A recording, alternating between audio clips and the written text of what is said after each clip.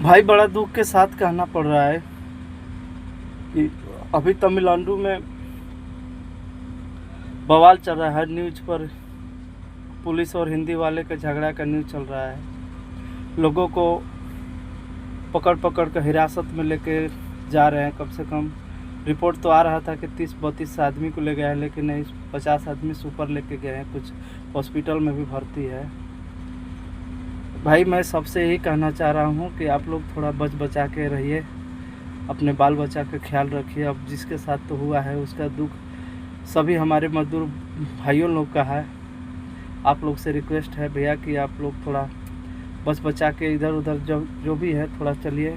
आप लोग से थोड़ा दूर पर हम लोग भी हैं, 5-6 किलोमीटर के दूर पर। हो सके तो अपने बच बचाव के थोड़ा कोशिश करिए, और हो सके तो थोड़ा शांति का माहौल बनाइए।